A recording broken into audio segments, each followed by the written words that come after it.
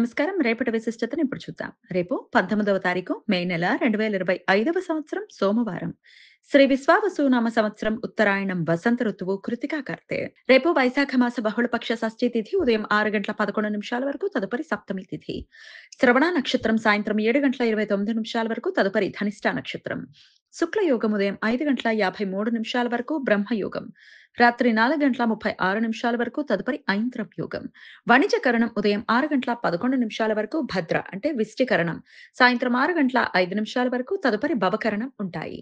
సూర్యుడు వృషభ రాశి కృతికా నక్షత్రం 3వ పాదంలో సంచరిస్తున్నాడు.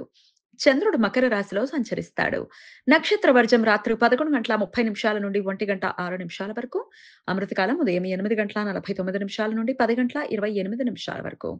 హైదరాబాద్ ప్రాంతం వారికి రేపు సూర్యోదయం ఉదయం 5:43 సూర్యాస్తమయం సాయంత్రం 6:42 చంద్రోదయం రాత్రి 12:22 చంద్రాస్తమయం పగలు 11:07 అభిజిత్ ముహూర్తం పగలు 11:47 నుండి మధ్యాహ్నం 12:39 వరకు.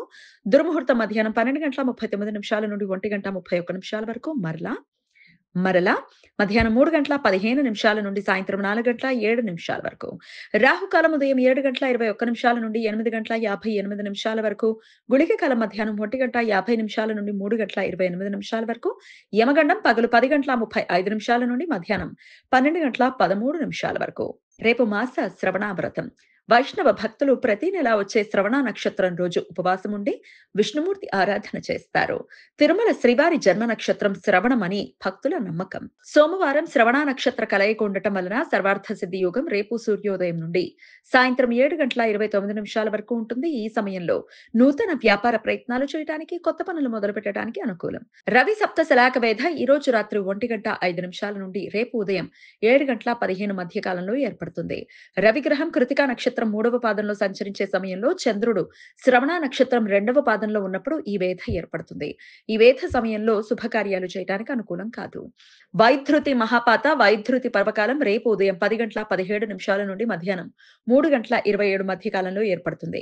రవిగ్రహ క్రాంతి ఉత్తరం వైపు చంద్రగ్రహ క్రాంతి దక్షిణం వైపు ఒకే 19:52 చేరుకోవడంతో రేపు మధ్యాహ్నం 12:56 ఇది ఏర్పడుతుంది. మహాపాత పర్వకాలాల సమయంలో అనుష్ఠానాలు చేయటానికి ఉపాసనా మంత్రాలు జపించడానికి మంత్రోపదేశం తీసుకోవటానికి అనుకూలం. ఈ సమయంలో చేసే మంత్ర జపాలు లక్షల సూర్యగ్రహణాల సమయంలో మంత్ర జపం చేసినంత ఫలితాలను ఇస్తాయి. ఈ సమయంలో శుభకార్యాలు చేయటానికి అనుకూలం కాదు. ధనిష్ఠా నక్షత్రం సర్వారిష్ట అని కూడా పిలుస్తారు. 4 తారకల సముదాయం ఈ నక్షత్రం. చర స్వభావం కలిగిన ఈ నక్షత్రానికి గ్రహ ఆధిపత్య దేవత కుజుడు. శివునికి మరో రూపమైన వసు అనే దేవత సంరక్షకుడు. ముహూర్త నిర్ణయ విషయంలో ధనిష్ఠా నక్షత్రానికి సామాన్య ప్రాధాన్యత ఉంటుంది. బృహద్దైవజ్ఞ రంజన్ అనే గ్రంథం ప్రకారం సింహరాశి వారికి ధనిష్ఠా నక్షత్రం 1వ పాదంలో కొత్త పనులు మొదలు పెట్టడానికి ప్రయాణాలు చేయటానికి అనుకూలం కాదు. ఈ నక్షత్ర సమయంలో గృహప్రవేశం సీమంతం ఉపనయనం క్షురకర్మ విద్యారంభం యజ్ఞ యాగాలు చేయటానికి అనుకూలం. నూతన వస్త్ర ధారణకు గురువులను కలవటానికి అనుకూలం. ఈ సమాచారాన్ని మనకు అందించిన వారు మేడికొండూరు విశ్వనాథ్ ప్రసాద్ గారు. ఆయనకు కృతజ్ఞతలు తెలియజేస్తూ నారాయణ స్మరణతో సమస్త సన్మంగళాని భవంతు. నమస్కారం.